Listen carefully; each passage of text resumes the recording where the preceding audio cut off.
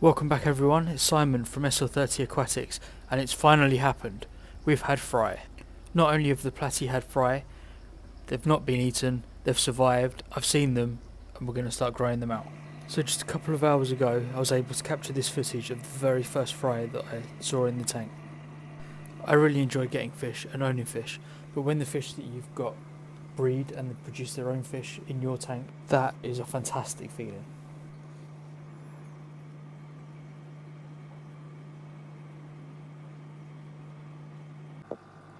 As you can see, I've got a clump of Java fern at the back there with a tangle of roots that are all above the substrate, and then in here, there's one right there, and it's gone again.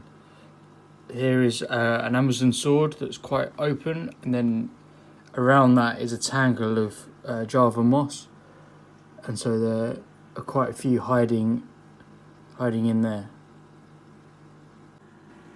There we go. If I just leave the camera there, hopefully a couple of them will swim through the shot as I'm talking. Apologies for the state of my Amazon sword at the moment. I've just switched over from a cheap root tab to TNC one, so hopefully that'll pick up pretty soon. As I said in previous videos, I'm new to live plants, so I'm still learning about just exactly how hungry Amazon swords are in terms of nutrients.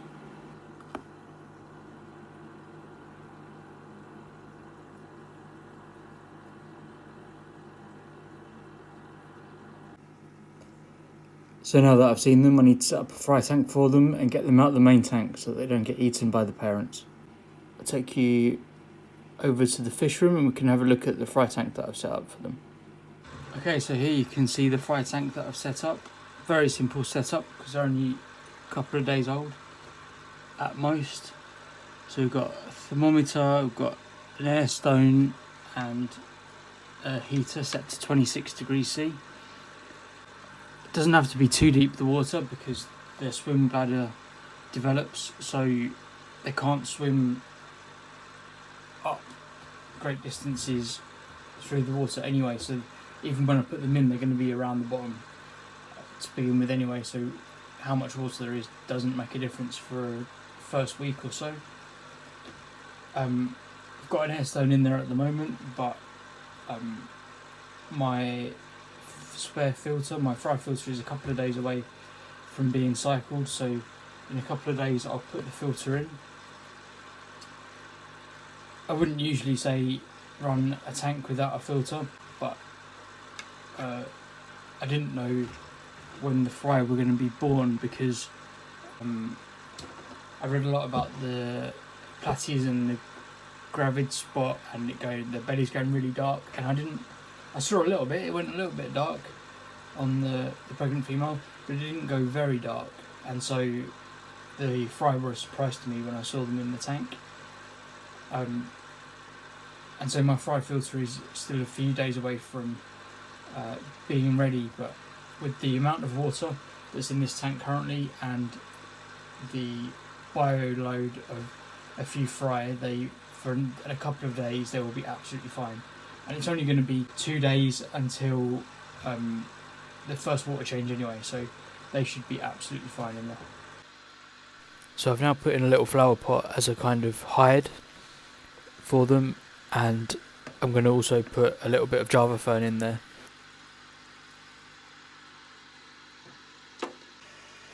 And as you can see there, the fry are in the tank.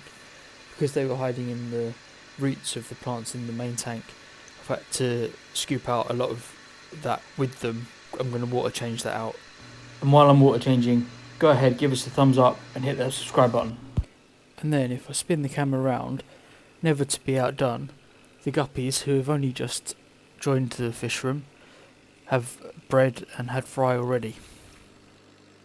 So as you can see there, I've gone out and bought a little breeder box for them, put that in with some Java moss, and what I found is if you put that at the top of the tank, stuck to one of the sides, with the top of the breeder box out of the water, it prevents the fry being able to float out into the main tank and then getting eaten.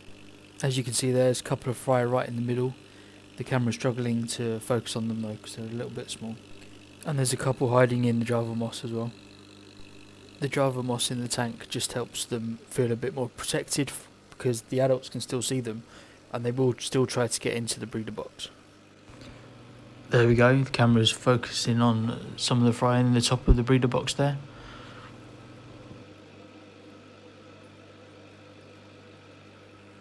And then if we zoom out there on the rest of the tank, you can see there one of the pregnant females, they're a nice square belly. So I don't put pregnant females in the breeder box. I wait for them to give birth to the fry naturally in the tank and then I take the fry from there. And then I use the plastic grass at the bottom there to give the fry somewhere to hide. And as you can see there, the males have obviously seen something because they're hunting. And as I'm sure a lot of you know, guppies are prolific breeders. So actually giving fry too many places to hide, you're going to end up with a huge community, huge colony really quickly. Coming up, we've got some more on the how-to for beginners. We're going to start the DIY build in the fish room, and of course I'll keep you up to date on the breeding projects. Thanks for watching, and I'll see you next time on SL30 Aquatics.